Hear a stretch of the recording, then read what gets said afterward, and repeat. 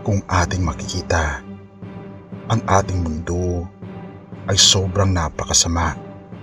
Hayag na ang pag-aalipusta ng mga tao sa ating Panginoong Diyos. Makikita natin ang mga ginagawa ng mga tao sa social media, sa mga television networks, na aliw sila sa paglapastangan sa ating Panginoong Diyos. Ngunit ang nakakalungkot nito, mga kaibigan, hindi nila kasi alam na totoo ang Diyos, at hindi rin nila alam ang trahedya na sila ay wala sa piling ng ating Panginoong Diyos.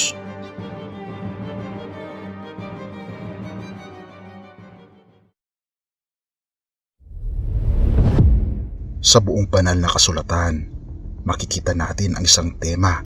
Si Jesus at ang mga apostol ay paulit-ulit na nagbabala na sa mga huling araw ay magaganap ang isang panlilinglang sa relihiyon na humahantong sa ikalawang pagdating ng ating Panginoong Hesukristo, ang relihiyon ng mundo. Ito ang relihiyon ni Satanas.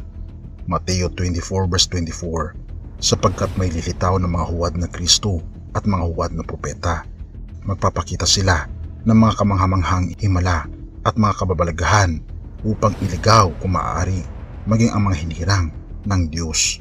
At Apokalipsis 12 verse 9, at inihagis ang malaking dragon, ang matandang ahas, ang tinatawag na Diablo at Satanas, ang dumadaya sa buong sanlibutan.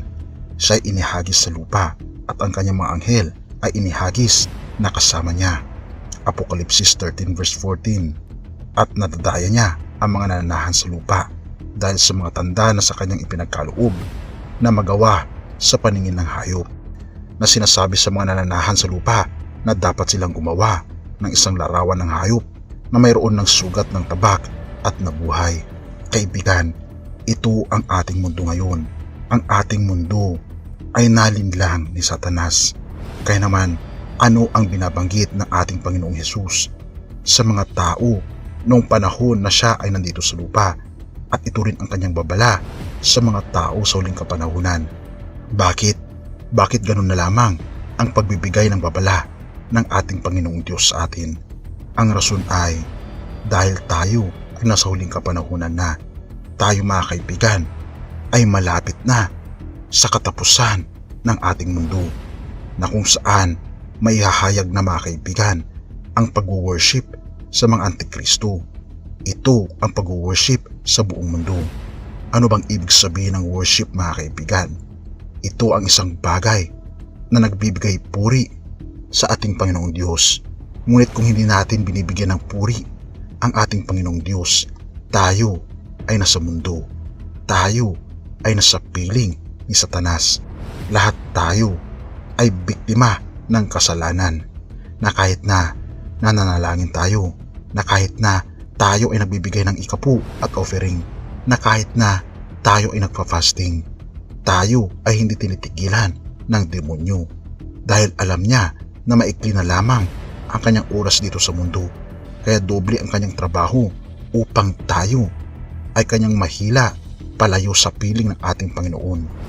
Binabanggit ni Propetang Hosea na bakit napakaraming mga tao ang mawawala, ay ito ay dahil sa kanilang pagmamahal sa mundo, at wala silang karunungan dahil hindi nila binabasa ang banal na kasulatan.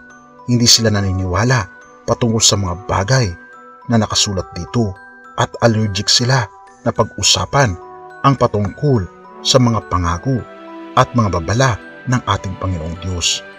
Ang mga iba ay pinagbabawal ng basahin ang Biblia, katulad na lamang sa Israel, katulad na lamang ng LGBT community, dahil nakukondena ang kanilang pagkatao.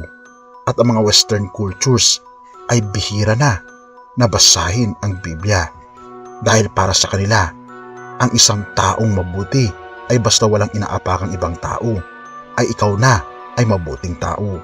Ngunit ito, mga kaibigan, ay turo ng relihiyon ni Satanas, dahil kung wala sa Biblia, ito ay sa mundo. At kung hindi itinuturo sa Biblia, ito ay itinuturo ng Diablo.